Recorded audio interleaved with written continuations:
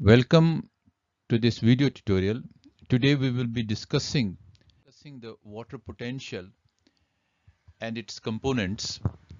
It's in continuation to the earlier lecture wherein we have discussed the characteristics of the water and its role in plant life.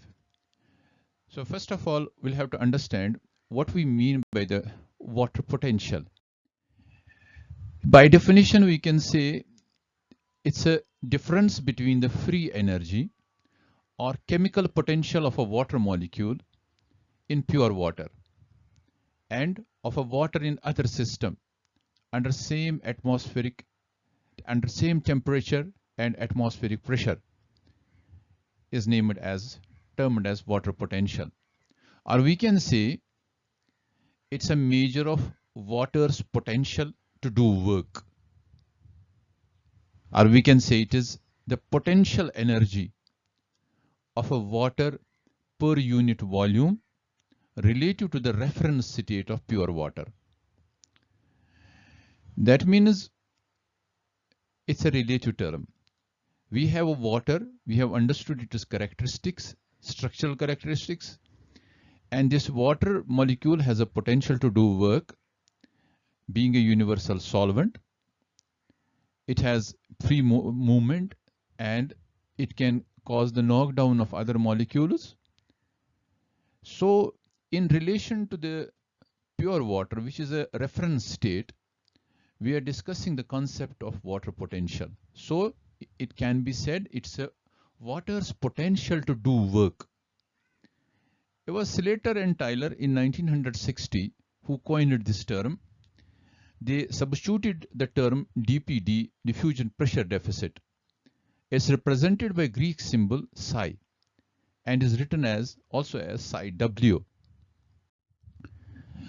Psi is a Poseidon Greek god of oceans who is carrying in his hand the trident like this psi. Water potential can be expressed in energy terms, ergs per mole, or it's commonly expressed in pressure units. Bar, as 1 bar is equal to 0.987 atmospheres, or we have the larger units megapascal. 1 megapascal is equal to 10 bars or is equal to 9.87 atmospheres. So as I say, is a relative term, water potential of a pure water, a solvent or a distilled water at normal temperature and atmospheric pressure is arbitrarily assigned as 0. So we have a reference state as water potential of pure water as 0. It's by convenience of definition, otherwise pure water contains plenty of potential energy. That energy is ignored here. So we have a pure water or a distilled water. We are fixing in highest energy there. That is the free movement of the water molecules in distilled water. It is kept as a reference as 0. Let us discuss some of the important points. Water potential can be 0 or it can be negative. Water potential is directly proportional to the concentration of the water molecules. How many water molecules will be there? If there are more water molecules, less solute molecules. If there are more water molecules, that means its water potential is more, its free energy is more. So pure water shows free motion of water molecules and it has a high free energy gradient. For example, we have a dilute solution. It has a high water potential that is less than the concentrated solution. So we are making the difference. We have a less solution which is less concentrated and the more concentrated. Less concentrated will have more of the solvent, that it will be less negative, and concentrated solution will have a more of water potential, that will be more negative. And water will move from less negative to the more negative. We have seen that water potential in case of cell sap is always negative because water will move from its higher water potential to the lower water potential. Let's explain with this simple diagram that what we mean by water potential. Suppose we have a water potential. This is a system. It can be a cell. This is the external medium. What is the difference between the two? Water potential inside the cell sap or the system is less. That is, it's more negative. There may be presence of solutes there. It has a more concentration. Its osmotic potential will be more. And outside the medium or the external medium, it can be zero or it can be less negative. And it will result in the free movement of water from outside to the inside, which you called as the endosmosis. So diffusion of the water from outside to the inside osmotically, as per the concentration gradient, as per the water potential, will be named as endosmosis. So water potential is a relative measurement at same temperature and atmospheric pressure. Let us understand. This is a cells. This is this system, which is this cell sap. You have more of the solutes here. The black represents the water molecules and you have the less water molecules. Now outside is a situation, dilute solution can have more of these water molecules. They have a freedom of movement, and there will be less of the solutes which will be covered within these water molecules. So it will have water potential high or less negative. But if we have a pure water, that time there will be only free motion of the water. They will be freely available. That is called as the highest water potential. We say as an reference mark, we say water potential of pure water is 0. So we have understood that if we have this chamber where it is separated by means of a semi-permeable membrane and it contains water, but here we have more of these solutes and here we have less of the solutes. So we have a high concentration of the solutes, less concentration of the solutes. So what will happen? As per the water potential, this will have the water potential will be less, it will have more water potential. As a result, the water will move from this side to this side. And of course, then an equilibrium can be reached there because it's an open system. What are the components of the water potential? We have understood that water potential is a potential of the water to do work. It says it's free movement. There are components of the water potential. Water potential of a solution comprises of individual compounds, which can be summarized and written as water potential, psi W, psi M is metric potential. Then we have a psi G, which is gravity potential, psi S, which is called a solute potential, psi P is called as the pressure potential. Let us discuss one by one. What is metric potential? See, we have a cell has a protoplasm. If a water enters there, cell has a cell wall, cell has colloidal substance, cell has hydrophilic molecules, cellulose is there. Some of the water molecules will adhere to it. It will stop the free movement of the water molecules. So that is the influence of cellular matrix on the water potential. There will be less motion of the water molecules. So metric potential is the influence of cellular matrix on the water potential. Amount of water bound to the matrix of the plant through hydrogen bonding. Binding of the water to matrix always consumes potential energy from the system. Because water molecules are locked, it decreases the chemical potential of water or its free energy. It causes immobilization of water molecules because there is a solute or there can be present, the water gets absorbed to colloidal hydrophilic particles like protein, carbohydrates of cell wall and protoplasm. So this is called as the metric potential. It will have a definite impact on the overall potential energy of the system. Now, it's always negative to 0 because metric potential will cause the restriction of the water molecules. So it will be always towards negative. Metric potential is similar to solute potential because if you are adding a solute, if a solute is present within the system and water is entering, that's called the solute potential. So there will be a solute potential which will be similar as per the bonding is concerned, or it removes the free energy from the system.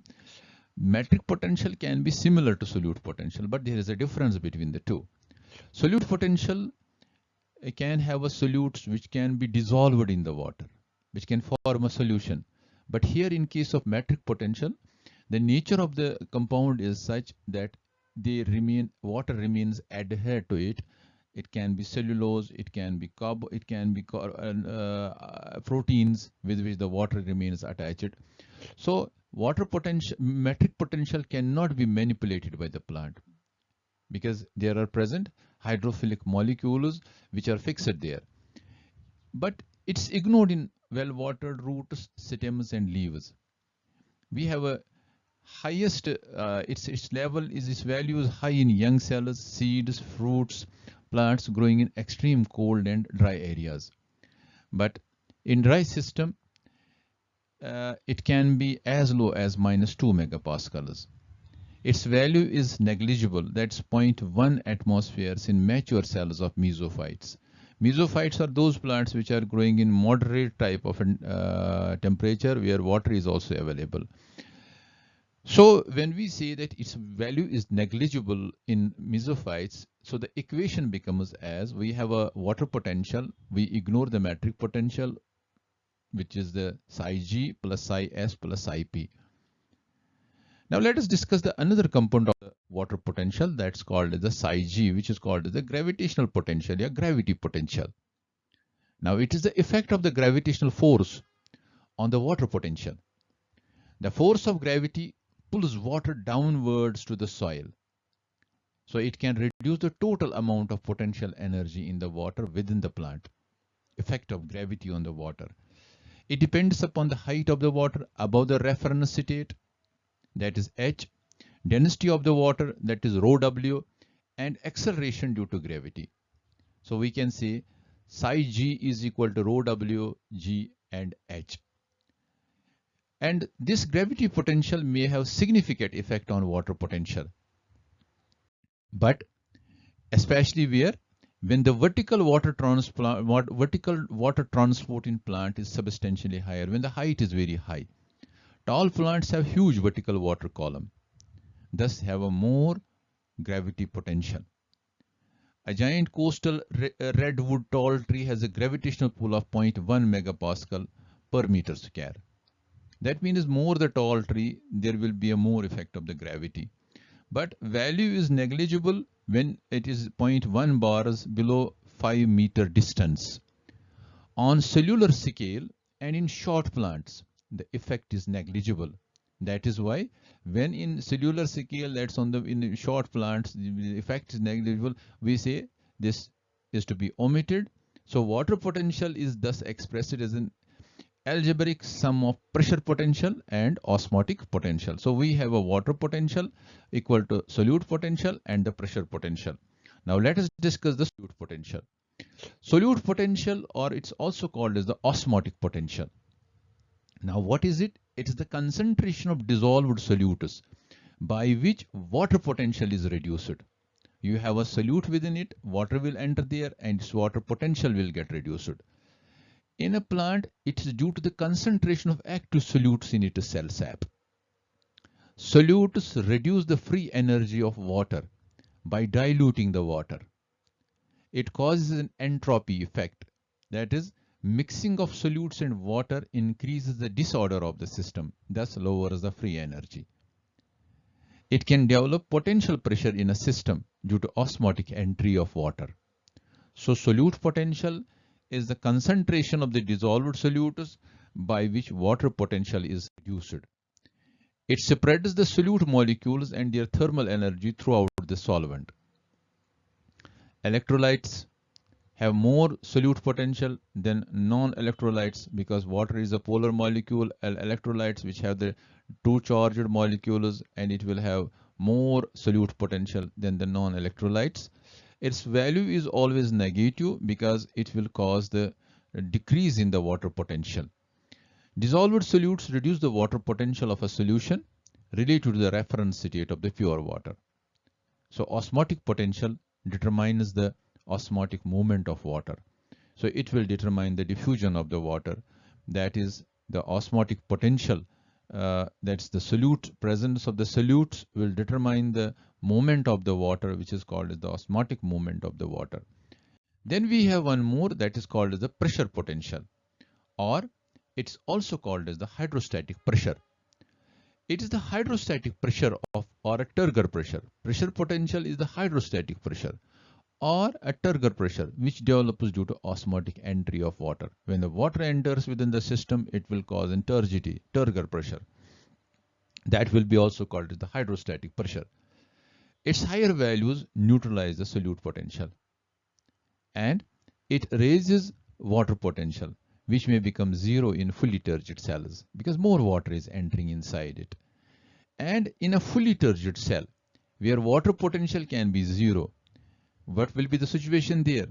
Because their pressure potential, psi p, numerically equals solute potential, both having opposite signs. If we have a solute potential, that will be negative within a system, and its pressure potential will be positive, so this will become zero.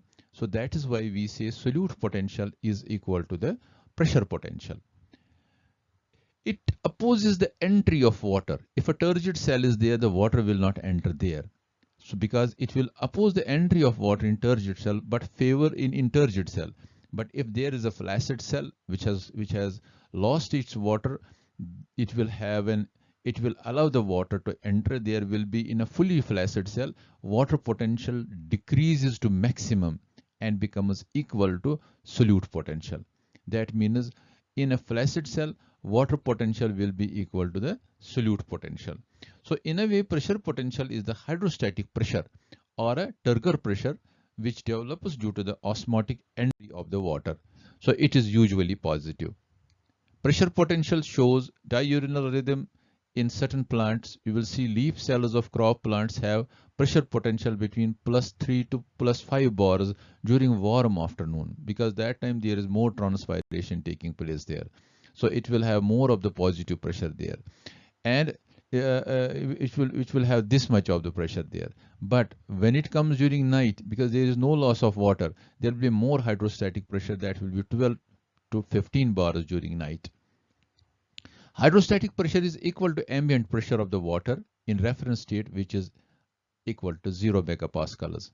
The value of pressure potential for pure water in an open beaker is 0 megapascals, even though its absolute pressure is 0.1 megapascals. So we have understood what we mean by the pressure potential or the hydrostatic pressure. Now let's understand how to measure the water potential in an open system. As we have understood that water potential is equal to solute potential plus pressure potential or hydrostatic pressure. The water potential will be equal to solute potential of a solution in an open container, because the pressure potential of the solution in the open container is zero. So equation becomes water potential is equal to solute potential. Now, if we understand the reference state of the water potential, that can be zero, we can understand the solute potential. We have to discuss the solute potential, so that to discuss the overall components of it, that is solute potential of a solution is calculated using following formula. Solute potential is calculated by using ICRT. I is the ionization constant. It is what you are using. If you are using the sucrose, it will be when it is forming a solution, there will be units, it will be 1, because there will be formation of sucrose. If you are using sodium chloride, it will be segregated in 2, sodium and chloride. Its ionization constant will be 2. So C is the molar concentration, moles per liter. R is the pressure constant, unit liter bars per mole K. T is the temperature in Kelvin, plus Kelvin plus the temperature, which will be 0 degrees Celsius, 273 plus 8. This is the formula which is used to understand the solute potential. Let's discuss it this way. We have a system here, it's a beaker separated by means of a semi-permeable membrane. On one side, we have a distilled water, which water potential is 0 bars. And on other side, we have a 0.25 molar sodium chloride solution. So what will happen? As per the osmosis, pure water has a more water potential. This has a less water potential. Water will move from its higher water potential to the lower water potential. Once water will enter there, what will happen to this? Let us understand. And we have an ambient temperature of 21 degrees. So we have here a water potential 0. Now we'll have to understand what will be the water potential on this side, because we have to understand what is the water potential. Water potential is equal to solute potential plus pressure potential. And we know in an open system, pressure potential is 0. So we have a solute potential plus 0. Now let us understand what is the solute potential now. Solute potential can be calculated. We have a solute potential here minus ICRT. Minus here we are using the sodium chloride, so it will be 2 minus 2. Then we are using the 0.25 moles per liter. That will be this C concentration of it. Or is the gas, that will be 0.0831 per liter bars per mole per K. And then we have a T. T is the Kelvin, that is the temperature, that is 21 plus 273, that becomes 294. So when we cancel the units, we get minus 12.2 bars. And we have a minus 2.2 bars. But if you apply a pressure of 12.2 bars to this system, what will happen? The pressure will be plus 12.2 bars, so it will be equal to 0. That time the water potential of this will be equal to the water potential of this. That will be 0. There will be no movement of the water that time. So that way we can understand what is the water potential here. In reference state. Reference state is 0. Now we can understand the water. This is as per the open system is concerned. I hope you have understood this simple example where we can calculate the water potential in an open system. So absolute values of water potential are hardly measured because they're relative term. Measurements are made by difference between water potential in a system under investigation. It can be a potato tuber, it can be any tissue. We call it the water potential of the system, and that of a pure water, which is a reference state, W psi W0, because it has a 0 potential at ambient temperature and atmospheric pressure. So plant scientists have made considerable effort in devising accurate and reliable methods for evaluating the water status of a plant. There are different instruments now available like psychrometer, pressure chamber, crystoscopic osmometer, pressure probes, and these are extensively used for the measurement of the water potential. So how to determine the water potential of a potato tuber? By gravimetric method. What we do here, we take a potato tuber, make a cores out of it, and then we have to understand what is the water potential of it. We can determine it by taking the different molar concentrations of the sucrose and then understanding the initial weight and the final weight of the tubers, and then putting them, immersing them in the concentrations, which molar concentration of sucrose, and then for a 1 hour being immersed in those solutions, and then again weighing and to seeing if there is a difference in the weight. So difference in the weight will determine whether there is an increase or the decrease, whether there is an exosmosis, there is an endosmosis, or there is no osmosis at all. So water potential of potato can be determined by placing them in different molar concentrations of sucrose. You make an initial weight of each potato cylinder, you record it down, you immerse them in different concentrations for 1 hour, then you determine the final weight of the potato cylinder and record it down, and now you calculate the percentage, actual increase or the decrease in the weight. Difference between final and the initial weight is recorded, and then you calculate the percentage of it, percentage increase or decrease, and that you are putting that on a graph. You plot the data on a graph. You have a graph here. These are the sucrose concentrations. This is the percentage weight gain or loss. This up to this is the loss, and on this side there is a gain. So we have here different concentrations. This is the gain or a loss, and then you are getting the data of the gain or loss. What is there on this concentration? This will be the gain, this will be the gain, this will be the gain, and these are the losses on different concentrations, and then you draw a line, a fit line of the data, and you see where you make a perpendicular here, where it crosses. That concentration is the concentration on an x-axis represents the M, is the concentration of sucrose solution where there will be no net movement, no gain or loss, where there is no net weight gain or loss in the potato cylinder. And now it gives the M. And then with the help of one formula, so it is that concentration, that is the internal concentration almost equal to the external concentration. That is called as the M. M represents the molar concentration of sucrose with water potential that's equal to the water potential of potato. The water potential can be calculated by following formula. You have water potential is minus M. Minus M you are getting by making a fit line of your data. 2.269 is the overall constant of it, and then temperature is, as we have kept the ambient temperature, 273 is the absolute temperature, divided by absolute temperature, megapascal is the unit. And you can do it in the laboratory, and you will understand, you can understand the measurement of the water potential by gravimetric method. Now let's understand what is the significance. Having seen the nature of the water potential, the various components and their role in the water relations, let's understand what is the significance of the water potential in the plants. You see, physiological activities like cell growth, photosynthesis, crop productivity are strongly influenced by water potential and its components. Water potential is the important indicator of plant health. The water potential concept helps in evaluation of the water status of the plant. To understand the water status of plants, many accurate and reliable methods have been devised by plant scientists. It sets the direction of the water molecules between adjacent cells.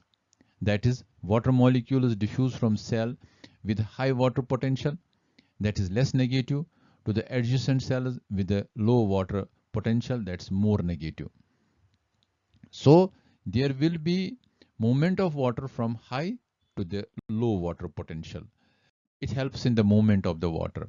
Let's understand one of the examples here. Suppose we have the two cells, two plant cells A and B. This is the cell A, this is the cell B, which is in contact with each other. The cell A has a pressure potential. Cell A has a pressure potential of 5 bars, that is plus 5, and osmotic potential minus 13.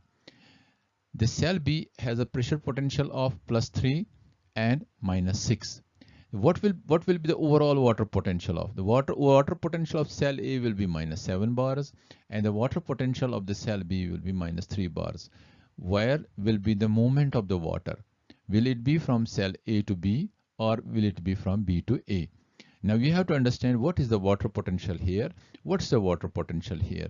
So as per the potential differences, the water potential differences, the water will move from the cell B to cell A because it has a high water potential, that is less negative than this which has a more water potential, which has a this has a more less negative, it has a more water potential, it has a less water potential. That water will move from the cell B to cell A. So there is a huge potential difference between upper and the lower regions of the plant that creates a force which pulls the water column to greater heights. This is because of the potential differences. We have the fruits. Developing fruits maintain low water potential. That means which helps them to remain turgid. If they have a less water potential, more water will be taken. They will remain turgid even under water stress conditions. Low water potential in root hairs helps them to absorb water from soil solution. Because there is a potential differences that will make the movement of the water from soil to the plants. Suppose we have the halophytes, which are growing in salty water. They maintain low water potential due to presence of high organic solutes like sorbitol and proline. Otherwise, there would have been the removal of the water from outside to the inside. But they are growing in a salt water. They have these sorbitol and proline is an adaptive modification strategy for such plants. So we have seen The significance of the water potential in the plant, it helps in the movement of the water from soil through roots and then through stem through the leaves, because cell to cell movement of the water will take place as per the water potential. And fruits will remain turgid because of the water potential. They will be taking more of the waters, and overall the water potential has a significant role in the water relations of the plant. I hope we have understood here the components of the water potential, definition of the water potential, and we have also seen the various components of water potential, and we have seen what is the impact of the water potential on the plant relations and how it can be calculated. I hope you have understood this lecture, and we'll be continuing in future lectures. We'll be discussing the other water relations of the plants. Till then, be safe. Goodbye. Thank you.